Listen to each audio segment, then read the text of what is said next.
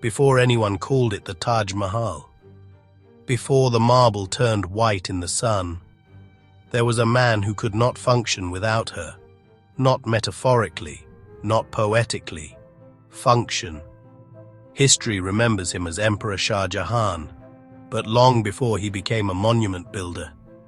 He was just a young prince who fell in love with a girl in a crowded Mughal court. And when she died, something inside him never came back. This is not the story of a building, it's the story of a marriage that lasted 19 years, 14 children, battlefields, power struggles, and a grief so heavy that even an empire noticed the silence. So the real question is, was he truly madly in love? Or did history romanticize a king's sorrow? He wasn't Shah Jahan yet. He was Prince Khurram, ambitious, intelligent, not first in line for the throne.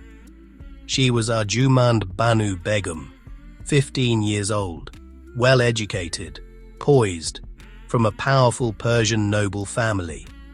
They met in 1607 at the Mughal court. Something shifted.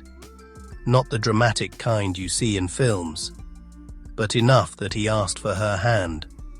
They were engaged, then waited 5 years to marry. 5 years in a royal world where marriage was politics. He married other women during that time, as princes did. But court records repeatedly show something unusual. Arjumand remained the one he returned to. When they finally married in 1612, she was given a title, Mumtaz Mahal, the chosen one of the palace, and that wasn't just ceremonial. This is the part most romantic retellings soften. She didn't just sit in marble chambers. She traveled with him, across campaigns, across deserts, into unstable territories. While he fought wars, she lived in military camps, pregnant, often exhausted, still beside him. Over 19 years, she gave birth 14 times. 14. Let that settle. And not all of those births happened under palace ceilings. Some happened under canvas tents. Shah Jahan, still Prince Khurram at the time, consulted her, trusted her, shared state matters. For a Mughal ruler, that was not standard. She wasn't decorative, she was constant. And he depended on that constancy. When he became Emperor Shah Jahan in 1628, power changed many things, but it did not seem to change his attachment to her. She was granted the imperial seal.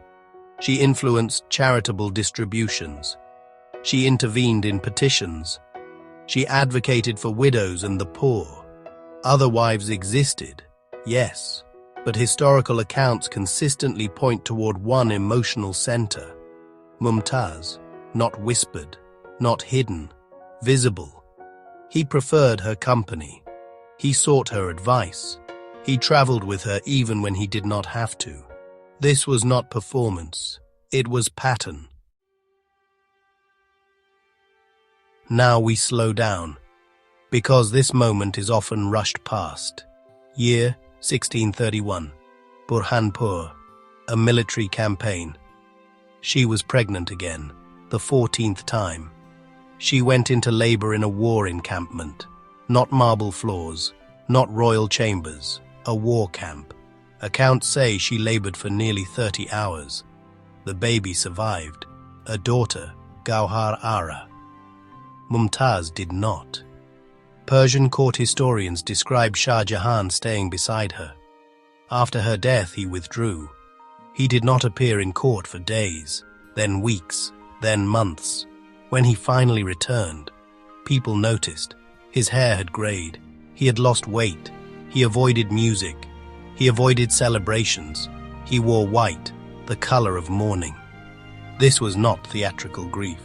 It was sustained and unusually visible for an emperor. Here is where we ask the uncomfortable question. Did he build the Taj Mahal because he loved her? or because emperors immortalize themselves. The Taj Mahal took over 20 years to complete. Artisans from across Persia, Central Asia, India were summoned. He personally reviewed design elements. He ordered symmetry so precise that it bordered on obsession. But here is something people overlook. He did not remarry for emotional companionship. He did not elevate another queen to her place. He did not replace her. 19 years of partnership.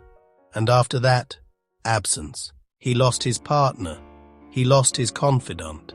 He lost the only person who knew him before he ruled an empire. That does something to a man. History, of course, is never gentle. In 1658, his son Aurangzeb seized power. Shah Jahan was imprisoned in Agra Fort for 8 years. 8. From his chamber, he could see the Taj Mahal across the Yamuna River, white marble glowing at sunset. Imagine spending your final years looking at the resting place of the person you loved most, close enough to see, far enough to never reach. He was no longer emperor, no longer commander, just an aging man staring at a memory carved in stone.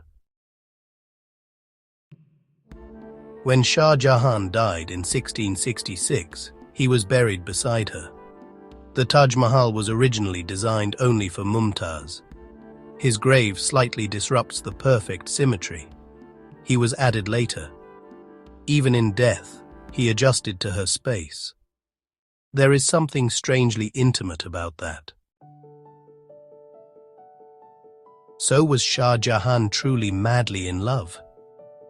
We cannot measure love, but we can measure behavior. 19 years together, 14 children, shared campaigns, political trust, visible grief, decades-long mourning, 8 years staring at her tomb. This was not a court rumor, not an affair, not convenience. It was attachment, deep, persistent, unreplaced. Maybe eternal love is not about building something beautiful.